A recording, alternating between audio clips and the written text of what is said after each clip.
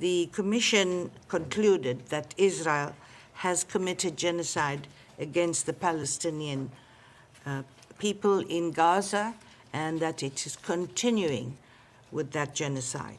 These deaths are not accidents. They are not collateral damage.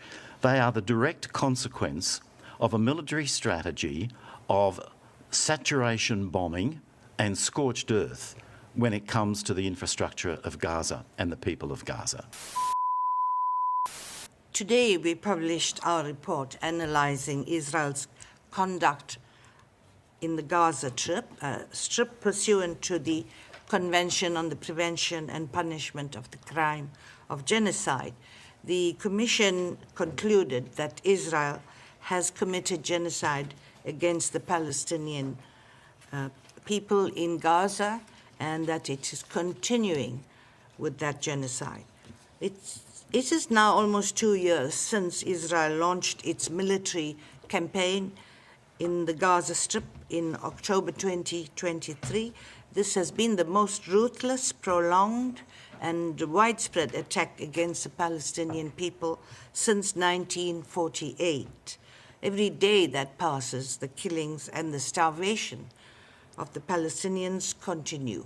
We recommend all member states, especially those with influence over Israel, to effect an immediate halt to the killing and harming of civilians in Gaza, to guarantee humanitarian access to Gaza, and to prevent further destruction of life and suspend arms transfers or financial assistance that could contribute to further genocidal acts. The goal of the Israeli government is abundantly clear as we continue to witness the destruction of Palestinians in Gaza. The Commission finds it is genocide.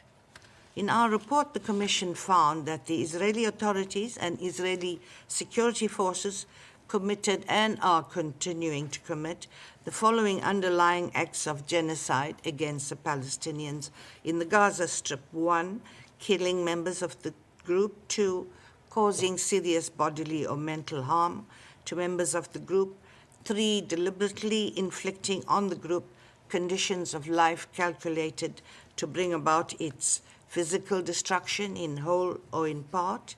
And 4, imposing measures intended to prevent births within the group. These deaths are not accidents. They are not collateral damage. They are the direct consequence of a military strategy of saturation bombing and scorched earth when it comes to the infrastructure of Gaza and the people of Gaza. The numbers that are seriously, physically or mentally injured are enormous. But we are told that the number of children that have had one or both legs and arms amputated is greater than in any other conflict this century.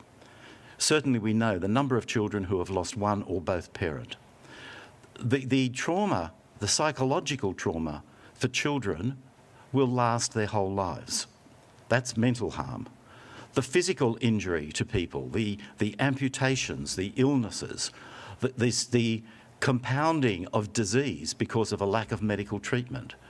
The consequences of starvation, a child who is malnourished is affected for the rest of the child's life. Serious physical and mental harm. The destruction of conditions of life. We didn't examine the destruction of the residential towers last weekend. Of course, our report was finished before that. But that was just the culmination of what we did find, and that is the wholesale destruction of the infrastructure of Gaza. Residences, homes, hospitals, universities, schools, museums, churches, mosques, archaeological sites, roads, agricultural facilities, the fishing industry. Our reports over 2 years have built the full picture of the extent of the destruction. And the destruction is such, added in particular to the starvation policies, that the conditions of life in Gaza are unsupportable.